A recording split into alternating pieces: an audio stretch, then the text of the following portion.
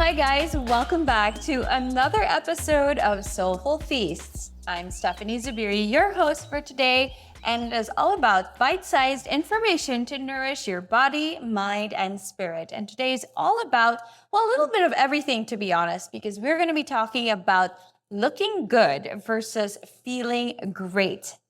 Right? Something so different, right? Like we all so concerned about how we look, but how do we really feel? And let's explore the ins and outs of diet culture and why it's actually not that great for you. Now, I would like to start off by introducing my guest for today. She's really incredible. She's actually helped me on my own personal journey. She's a US registered dietitian and an advocate of non-restrictive nutrition and the founder of Better Being, Chella Po.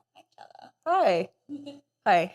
All right, so Chella, I wanted to start out by sharing with the audience a little bit more about my own personal journey. Okay, so guys, I grew up in a household where my mom, who's actually like much older generation, she was born in 1943. Okay, so she was like super brainwashed by my Lola, and she would tell me things like a pound on the plate is better than a pound on the tummy, or you can never be too thin or too rich. I'm like, oh my God, that's so like non-PC anymore, right? Okay, I remember my sister came home from Europe and she had put on a lot of weight, and she didn't allow my sister to leave the house for like 2 months until she lost the weight. So that's kind of like this diet culture that's so unhealthy that kind of stuck with me. And for a really long time, I was so concerned about how skinny I wanted to be because I have problem areas. I have that Latina Spanish blood. It's always around like my tummy and my hips and my belly. And no matter how thin I got, I could never get rid of it. So I remember there was a time a couple of years ago before I had babies. I was getting ready for my wedding, and of course the brides want to be like their super best. And I was so obsessed with being skinny. I was so obsessed with being thin, guys. I did everything. I exercised for like every day. I had no rest days. I would only rest on day 11. I would exercise 10 days straight. I would rest on day 11. And then I was like on a super low calorie diet. And then also was taking the worst diet pills. Okay, diet pills. So you can imagine like, So yeah, I was super skinny, but guess what? I fainted. Like I blacked out. I was in the parlor getting my nails done. I was like, I'll go lang to the banyo. And all the ladies were like, oh my God, ano nangyari sa'yo, mom? Like I total blackout for maybe like a couple minutes. And then I couldn't see. And that's what was super scary, was because I was conscious, but I couldn't see. Mm-hmm. The first thing I went was my eyesight. And then I fell to the ground. So I mean, just really scary, right? It's so unhealthy. And I think even up to this day now, like after having a baby, I was so pressured into like, I'm sure a lot of women have this type thing, bounce back, get thin right away, whatever. And, I'm really proud to say, and that's why I have Chella here today. She really helped me with my relationship with food. Since I started working with her, I don't use a weighing scale anymore. Mm-hmm. I stopped weighing myself. I threw away my weighing scale. Seriously. I just checked along my jeans. But at the end of the day, what's important to me is that I feel good. And so let's walk through this, and then I'll like pepper it more with some of my own experiences. So, the overall message here is like, what is really health versus diet? So like me, you hate the word diet, right? Let's explore this. I just like your story is so common. Like I talk to so many people working with my clients, working with not even just people I work with, friends, family, growing up in this kind of a culture of like valuing thinness over everything else. And just like the history, I guess, of where we've come from, the history of diets and the suffering, I guess, that you put yourself through just to look thin. I mean, isn't it the biggest compliment here in the Philippines? Oh, payat mo. Diba? Ang payat mo. It's like the first thing people say, right? Yeah. I find it funny, I guess, like when people have said that to me, like, oh my God, you lost so much weight. I'm like, thanks, I got food poisoning for like 2 weeks. Oh my gosh. I used to tell people who told me they had food poisoning, I was like, can you give it to me? Yeah. I mean, that's how really sick my mind was. I was like, oh my God, can you give me your food poisoning? So like thing. It's really normalized. Awful. It's really, really normalized. And Yeah. it's like it's one of those things that I guess like when you grow up in it, you can't see it, but once you see it, you can't unsee it. See it. Yeah. How unhealthy Yeah. it is. So like for me, I'm really proud to say that like for the first time in my life, it just happened literally a week ago. I was looking at myself in the mirror and I was like holding like my puson and it was like I was like naked looking at myself and I'm like, for the first time in my life, I don't feel like I want to cut it out. I'm like, it's okay. You know what? I've had 2 kids. My body looks good in the morning, then in the evening I'm bloated, and then depends on my period cycle, whatever. I'm fine. I'm happy. I feel good. Yeah. I feel healthy. I wake up with like vitality, right? So, what do you tell people who come to you and they're like, I want to lose weight? I'm sure that's the first reason why people go to like a nutritionist or dietitian is like, I want to lose weight. Yeah. I mean, that's what I said to you. Yeah. And the first thing I'll ask is, okay, why do you want to lose weight? And I find that people will get stuck. Sometimes people have never really thought about why they wanted to lose weight. They're just like, oh, I just know that I'm supposed to lose weight. I know that I'm supposed to look like whatever we're seeing on social media or around. And it's just like, oh, okay. So for you, why do you want to lose weight? And they're like, oh, people get stuck. People will tell me like, yeah, I just need to lose 5 pounds. I just need to lose 10 pounds. I'm like, okay, where did you get that number? Yeah, And who they're gave like, you that "No." number, right? Yeah, it's like, oh, I guess it's just like, that's the number that I should be. Like all these things of like, this is how to calculate your ideal weight and everything. And then I'll kind of walk through sometimes like, okay, have you ever been this weight before? Like, what's the story of your weight gain or your weight in general? Like, if people sometimes are at a weight, I'm like, okay, what are you doing to Yeah. maintain your weight? Like, what is this? I guess like the number, like unpacking the number, which based on, I guess, just the society we live in, there's so much around just like the number. And then it's Yeah. like, what does this number really mean? What does it mean for you? How tall are you? What's your kind of bone structure? How do you work out? Oh my gosh, I used to be so number obsessed. Like, because I was taught by my mom, like, she would weigh herself every day. If she went up 1 or 2 pounds, diet agad, right? It's like, dude, that's just water weight. Or like, you maybe ate something too much salty, but how can you live this way? And I would get so stressed and frustrated. And, the best thing I ever did was get rid of my weighing scale. Same. It is. I don't look at it anymore, right? And I really feel good. And I focus on nutrition. I focus on, what's healthy. And it came to the point where, guys, I really love food. Like at night, I stare at my phone and look at food videos. Like that's what I do. Like I'm eating lunch and I look at food videos. And it came to the point that I hated food. I was like, I would look at it, but then I'd be like, I could never eat that. Yeah. Oh, can never eat that. That's like so sad. Yeah. Right? It's such a sad, why? Why can't I eat that? She can eat that. That's fine. But it was such a sad place to be. And I think, you help people reframe their relationship with food. I find that like food becomes so charged in this like dieting environment where it's all about, there's so much focus on like the things that you shouldn't eat and that you can only eat if you worked out or if you whatever, if you earned it. There's so much kind of rules and conditions. There's so much like, I guess even like fear around food. So I guess in that, even your experience of like, oh, I can't eat this, like that's so, I guess like food is meant to be fun. Like you do a lot of cooking, like food is such a big part of like life celebration culture, especially here. And I find that it's sad when you can't have that. Like I can remember like holidays, special occasions where it feels like, oh, like, better watch it because you're on a diet, even though it's like a special occasion. It's like, I'm not going to remember that I ate this thing like in a year. I'm not going to remember. Like, I don't want to ruin this like happy memories with friends, family, because I'm worrying about what I'm going to eat. But I've been there. Like, I guess like a long part of my hatred for diets comes from also like a long history of like dieting, trying to like lose weight, being so fixated on weight, gaining weight because I was dieting. Yes, that happens, right? And then you binge after. One of the things that really helped me a lot was, I think when you're in this diet mentality, it's like I can't have this. So when something is in front of you, you want to have it. Whereas now it's like, I mean, do I really want it? I can always have it another time. I mean, if I really want a Krispy Kreme donut, which I really love, by the way, I can have it anytime I want. Yeah. I don't need to have it now just because it's in front of me, right? Like, I think also just telling myself, like, do I really want it or do I just want it because it's there type of thing? And really talking myself through why I would eat what I was eating, like a lot of emotional eating as well. That helped, like, under. So you ask people to journal, right? And then what they feel. So that really helps. Yeah. So what should be our goal? Like, what's our real goal? If it's not weight loss, what's our goal?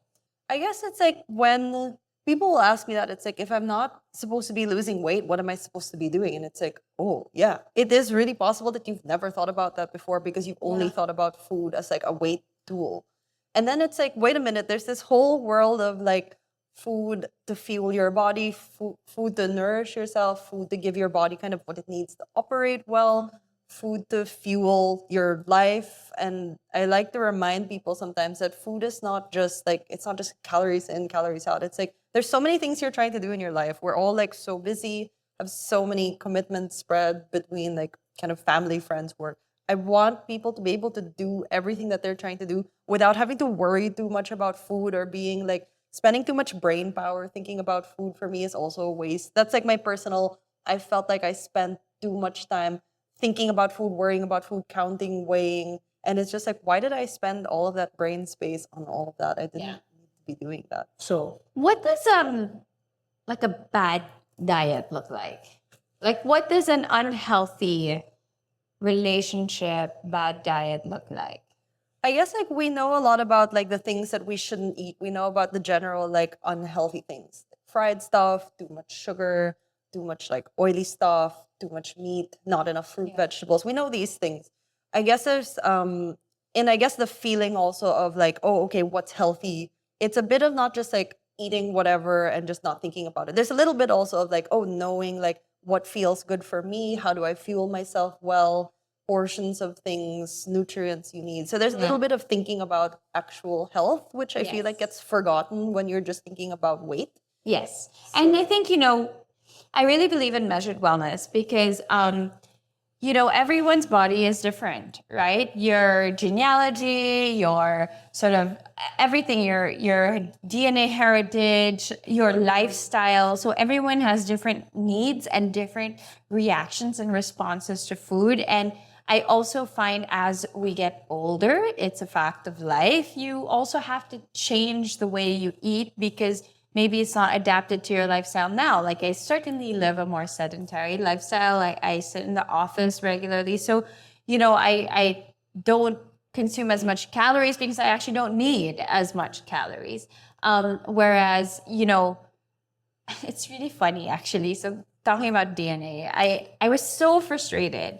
I was convinced I had a thyroid problem. Like I was convinced because my mom has thyroid issues, my sister has thyroid issues, it runs in the family. I'm like, I'm putting on weight because I have thyroid problems. So I go to an endocrinologist or do all this jazz, and she's like, again, why are you here? I'm like, I don't know, I keep putting on weight. She's like, honey, like, do me a favor, close your eyes and look at a family photo and look at most of the women and men in your family. Are they heavy? What's their body shape? And there's a lot of like heavier people in my family. And, I was like, well, they're bigger. And only like, let's say, like a few of us are slim because we sort of like really exercise. We really love to be active. And she's like, so you should pat yourself on the back because I'm sure you would be like 3 times the size because that's your genetics. You cannot look at someone who has a totally different genetic makeup and want to have that figure because it's like you wanting to be tall. I'm not tall. You're tall.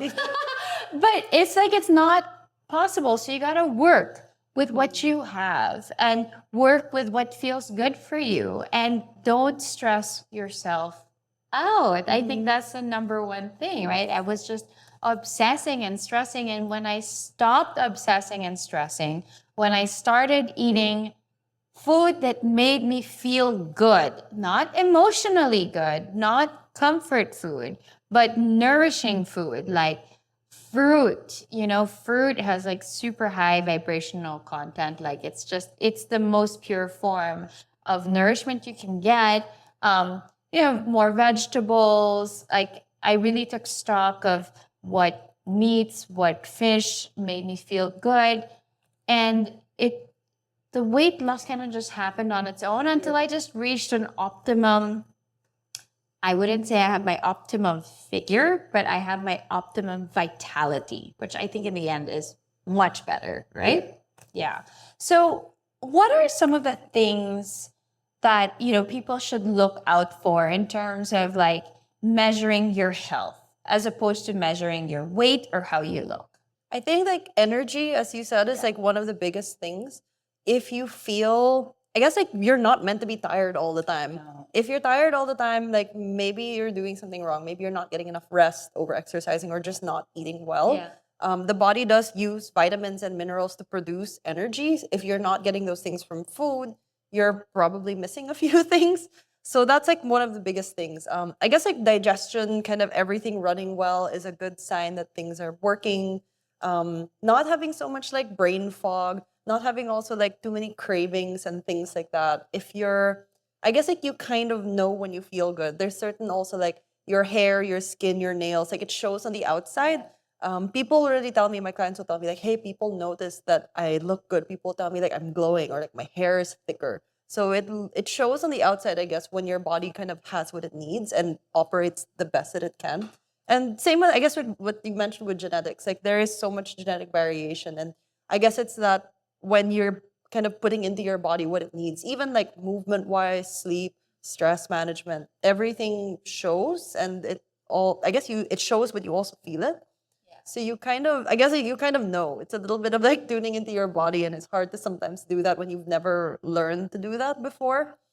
Um, yeah, I guess those would be the biggest things. Like you really, the energy, kind of like the skin looks good, mind feels clear. Your mood, I think mood is also like It's major, super, right? Yeah, major. Like not feeling cranky, or irritable. Yeah. Or just simply actually when you wake up, do you Yeah. wake up refreshed? Yeah. Right? Do you wake up energetic? And some days you don't, and that's okay. So let's have some practical tips here for everyone out there, guys, listening. What are some of the things that we can look out for or do to sort of start this journey to better health? Starting with, I guess, like forgetting the dieting stuff. I kind of start there with like, forget like all of these, like you can only eat at these times. You can only eat this much. You should only want like this much food. Like forgetting those things and coming back to like, okay, when do I feel hungry? How did I learn to eat growing up? What was kind of natural for me growing up? Some people have like learned to skip breakfast because they're like, oh, I'm fasting. And it's like, okay, do you actually get hungry in the morning? It's like, oh, I actually get hungry in the morning. Okay, do you get tired in the afternoon because you're hungry in the morning or have a gigantic lunch because you're not eating breakfast? So kind of listening to your body's cues. Hunger is basically your brain saying like, hey, we're looking for fuel. We need a little bit of energy. So finding a way to track that. So maybe like starting a journal, or using an app or something like this to track how you feel throughout the day. I read in one of your posts about adding nutrition rather than removing stuff. So maybe that's another thing that people can do. Yeah, I think there's so much of the stuff that you shouldn't eat. Again, like all of these like rules, but focusing on like, oh, actually, what should go on my plate? What are the things that actually nourish? Like, am I eating a lot of plants, whole grains, fruits, vegetables, like the leaner meats, healthy fats? Like, are those things going on my plate, or am I too focused on what not to eat that I'm like confused? Yeah. So focusing on like what to actually eat and what to actually do, I guess. So I guess starting there and like working with plate versus like having to measure things and count things. I'm like, I forget that. Just like focus on your plate, listening also to your hunger to tell you how much you need. I do like this food journal thing where I ask people to show me pictures of what they're eating, but also tell me, why did you choose this? Sometimes it's like, oh, I just was out and I didn't think about it. I didn't cook anything, or it's just like I was starving and that's what was there. So kind of putting a little bit of thought behind how you choose sometimes also makes a really big difference. For sure. I think really just being mindful, right? It's mindful eating. I always ask myself, why am I eating this right now? Is it because I'm just like super hungry, or is it because it's delicious or it makes me feel good, right? All right. So just to wrap up this episode, and I'm really passionate about this, guys, because I've never felt better. Okay, I am 38. I'm turning 39 this year. And I swear, throughout my 20s, I was always like running on fumes because I was trying to do everything, work super hard, like diet super hard, party super hard. It's like too much, And now I'm like, let's slow down, And it really only had a big shift recently of just being gentle on my body, being gentle on myself, and accepting that I have days where I will look slim and I have days where I won't. And I have days where I'm slim in the morning, but not in the evening because I ate something, but it's okay because I enjoyed it, and tomorrow I'll be fine again, right? And for me, the key is, am I being nourished? Am I being nourished? And I love that word because it's not just about your nutrition or your diet. Being nourished feels like even your soul is being nourished, which means you're getting enjoyment from your food. You're getting the vibrational quality of your food, right? So one last thing that I ask everybody, like, what is one thing that you can do right now, today, that can help you move forward on this? Maybe it's just doing the mindful eating thing. I think just starting with like asking yourself, like, why do I pick these things that I eat? And then that usually kind of opens this whole door of like, where are the challenges? And kind of then you can resolve like, okay, is the challenge in my food system? Is the challenge in that I don't have a goal? I don't know what to do? Or I'm trying too hard, or I'm focused too much on weight. Like that helps you to uncover like where you are right now. And sometimes it's just about identifying like where you are right now to see where you have to go. Oh, I like that. Identifying where you are right now to see where you have to go. And that goes not just for food, but for everything else in life. Words of wisdom from Chella Po right here. My one piece of advice, guys, take a big long sip of your water bottle. Really, right now. Not your iced tea, not your coffee, not your juice, not your soda. It's water. A lot of the times we're just dehydrated. Yeah. We really are. I know I am, and that really helps a lot. Okay, so thank you so much. This has been really great and really hopeful, I think, for a lot of people to just join into this mindful eating revolution. And number one thing, love yourself. Your body is a temple. It is the easiest access to feeling good about yourself and to feeling better. And you know what? The looking good will happen later because of that inner glow from inside out, from what you eat and how you feel inside. All right, guys, that has been another episode of Soulful Feast with Stephanie Zubiri, bite-sized information to nourish your body, mind, and spirit. Now start today with a little bit of self-love and take note of what you're eating, why you're eating it, and relish it. And you know what? Say a little prayer for the hands who made it and say thank you. That is bringing you what you need for today.